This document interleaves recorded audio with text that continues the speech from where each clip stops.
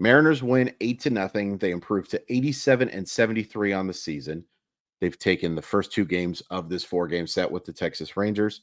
They're now 2 games back of the Rangers. They are 2 games back of the Toronto Blue Jays for the second wild card spot. They are 1 game back of the Houston Astros for the third wild card spot. I'll go over the scoring plays as we always do. Only 2 innings of scoring plays, but there's quite a few. Ty France homers to left. Mariners lead 1-0. 2 batters later, Josh Rojas homers to right center. 2-0. Eugenio Suarez doubles to score JP Crawford 3-0. That's all in the 3rd inning.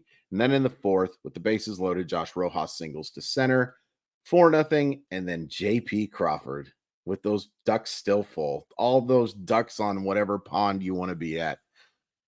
Grand slam, 8-0. Blowout cemented. Absolutely nothing interesting happens over the last 5 innings. Who cares? Before we get into the negatives and the positives, let's thank the good people of Simply Seattle. They have the very best in Seattle sports gear. You can find great stuff for the Mariners, the Seahawks, the Kraken, the Huskies, the Sounders, the Storm, all sorts of great stuff. All can be found at simplyseattle.com. They've got great hats, the Seahawk hat, purchased from Simply Seattle. You can find hoodies, t-shirts, jackets, jerseys, all sorts of great stuff. And once you find all the stuff that you want, just enter code MOLLYWOP15 to save 15% off your order. Molly, WHOP15, all one word, and that'll automatically take 15% off your order. It's awesome stuff. It's a nice little thing that they do for you guys. SimplySeattle.com. We love you, and we thank you so much for sponsoring the show. How nice was this? How nice was a relatively stress-free game in this type of whatever you want to call it, in this type of postseason race? How nice is it that we got a stress-free final 5 innings? Now, the first 2.5 innings, I'm not going to lie to you, those were stressful. Those were real stressful. Those were sitting on your hands stressful. But after that ball goes over the fence, and by that ball, I mean the grand slam, of course, it was over. It was over, and it was nice to have. I needed it. I know you guys are probably sick of me talking about this, but I needed a stress-free baseball game. I think we all did. But in particular for me, just everything that's happened. This has been the worst week of my life. And I know things aren't going to get that much easier going forward. But I'm somewhat glad that Saturday's coming to say, hey, week's over. The worst week of your life is over, Chris. But it was very nice to, just kind of relax and watch a baseball game, even if nothing interesting really happened from that point on. It was just nice to watch those outs just kind of count down. Negatives. I'm not going to go over any individual negatives. You won 8-0, and it's not like we're critiquing anything at this point, but the negative, of course, is that Toronto won very easily. I believe it was 11-4. And Houston won. So great win, but you don't get any ground. Basically, right now, the Seattle Mariners are... Now, I don't know a whole heck of a lot about poker. I mean, I know how to play it. I play it a lot, actually. I just am not good at it. That's what I should say. I'm not good at poker. Invite me to your game. Right now, the Mariners are the poker player who has not the winning hand, but they have a ton of outs. Now, are they likely to hit all of those outs? No. But is there a good chance that they're going to hit one of them? I think so. And here's the thing, and we'll get into the positives now. A Houston win, not that bad. Not that bad. because, you know, I think it's been brought up by everybody. If Houston, Texas, and Seattle tie for the division lead, then the Seattle Mariners have the tiebreaker and they win the AL West. And ultimately, that's what we want. That's what we want. So you could call Houston winning last night a step back to maybe taking a step forward. Maybe it's not so bad. Now, there's no positives. I love the Blue Jays. There's no positives for the Blue Jays winning other than making some nice fans happy. It'd be very nice if, Seattle got a little help there. But they don't necessarily need it either. Somebody's got to lose. They would need the Blue Jays to lose 2, and they need Houston to lose at least 1 more game while winning these next 2. But you've got outs. You've got outs. It's also, just to go back to the negative thing, this is why I kept talking about controlling your own destiny. Why that was so important, to control your own destiny. Because there is a chance that the Mariners win their next 2 games and there's nothing to show for it. That would stink. That would stink, and then you got to start playing the whole, what if we win this game? What if we won this game? And you can talk all you want about how, oh, there's no good doing that. Every team wins a game they're supposed to lose and vice versa. Great. Logic is not a big part of my life.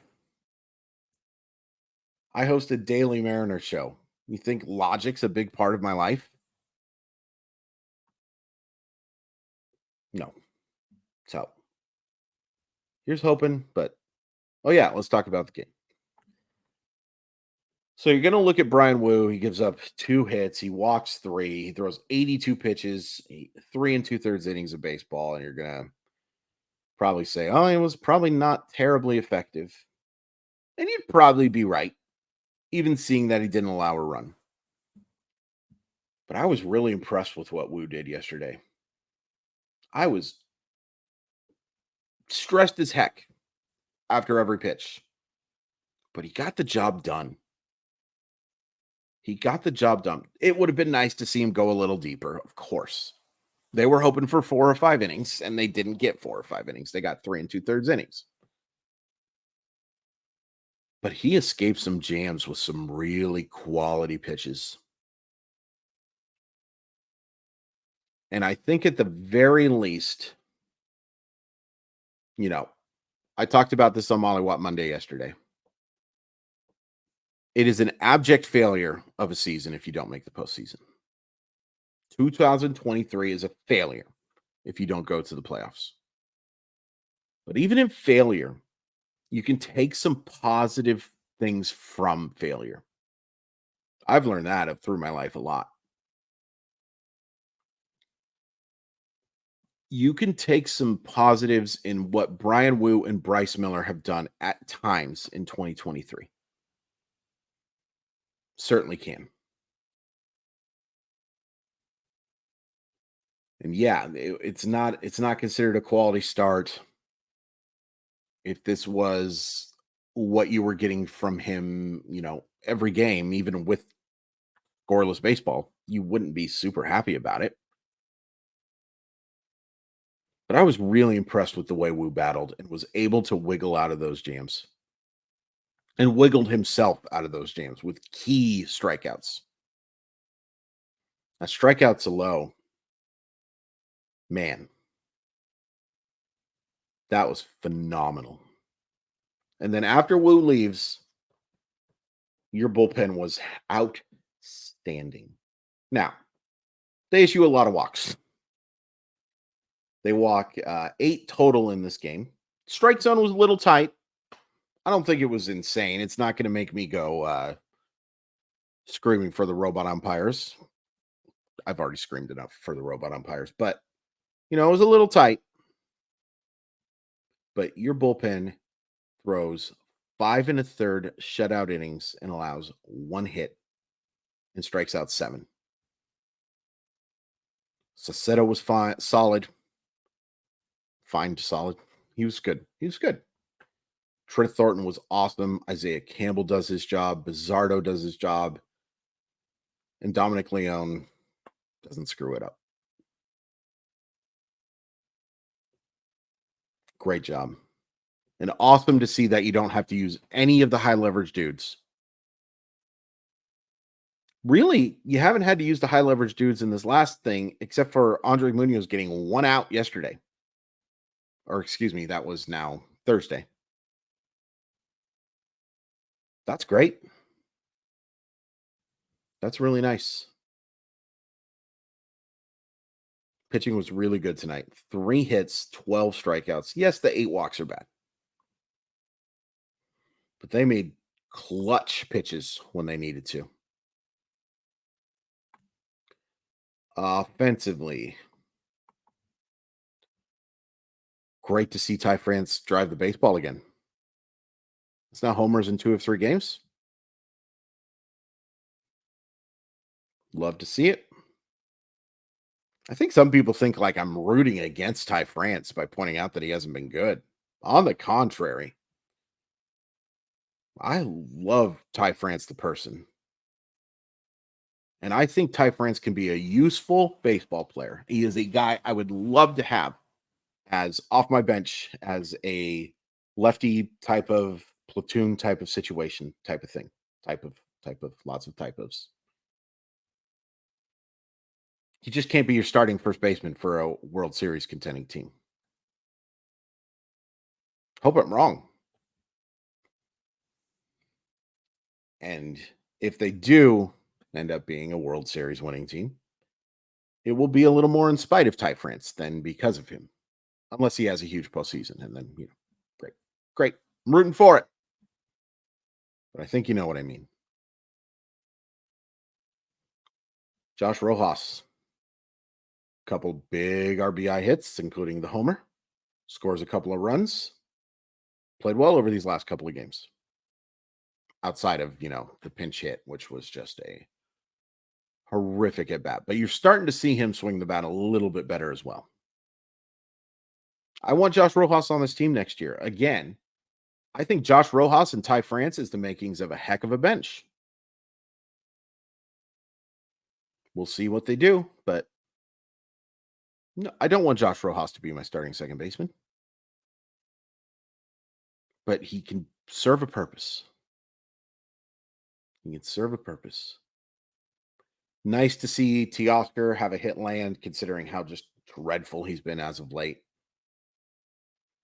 Julio also goes 0 for 4. Cal goes 0 for 4. Suarez goes 1 for 4. And that one hit, I mean, he hit it hard, but talk about a horrible play by the center fielder. Rangers defense and the outfield has left a little to be desired in this series, if I'm being honest, outside of one terrific catch against Julio last night.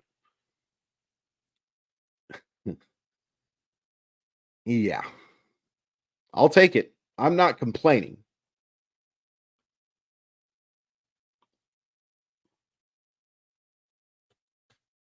JP Crawford. You cannot overstate. You cannot overstate the offensive improvement this guy has shown. And I thought my buddies Jake and Jordan over at the Suspend His Family Barbecue podcast, by the way, as good of a baseball podcast as there is. They made a great point about just like the trajectory of Crawford's career. Because for those of you who don't know, Crawford's drafted by the Phillies with like the 15th pick, right around there, 13th or 15th. And he goes from being a very good prospect, immediately a top 100 prospect, to a guy that a lot of people thought was the very best prospect in baseball.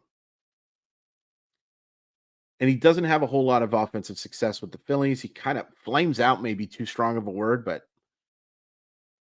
it was not hard for them to trade him to Seattle. And he comes over here and, plays terrific defense in 2020. And I think 2019 as well. I get my years confused, but anyway, he's become not just a quality or a competent offensive player this year. He's become an elite offensive player this year. A 381 on base percentage with a 440 slugging percentage from the shortstop position is as right there with the best. I mean, I have talked so much about how flawed of a defensive player he is, in my humble estimation, and in a lot of metrics. And, I just brought up how I don't want Josh Rojas to be my starting second baseman. I want JP Crawford to be my starting second baseman next year. I hope they upgrade at shortstop. And by upgrade, I mean upgrade the defense at shortstop and have JP Crawford at second. He's more than fine offensively at second base. Heck, he's more than fine wherever they put him. If you get this version. Long story short, I am so proud of JP Crawford. You can talk about the work he did at Driveline. You can talk about all that stuff. Ultimately, he had to put the work in. And he beyond did the work.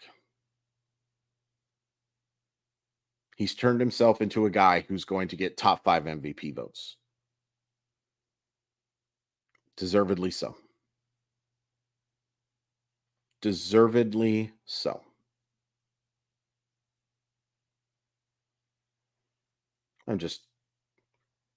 I love it. I love it because I think it's similar to the Ty France thing that me wanting the Mariners to upgrade at shortstop last year had to do with me hating JP Crawford. And again, couldn't be further from the truth. I love JP Crawford. I love his last name. I love the intensity with which he plays. I love the approach. I love that he's giving pitchers a reason why you have to fear him because he's developed legitimate pop and can drive the ball to the opposite field now. I don't love his defense, but that's okay. That's okay. I think he's going to be, if I had my druthers, if you put him at second base, he's going to be a star there. And if you can upgrade there at shortstop, I think you got to do it. But again, this is not the time to talk negative about that stuff. I don't know where the Seattle Mariners are without JP Crawford. I said the same thing about Julio. I don't know where they are without his speed and defense and that unreal August. I don't know where they are without, the starting pitching, all that stuff. But in particular, the offensive improvement from Crawford when you have gotten such disappointing seasons from Suarez and from France and almost nothing from the DH position. Man. And if that's what you want to use your basis on for most valuable player, I'm totally fine with it.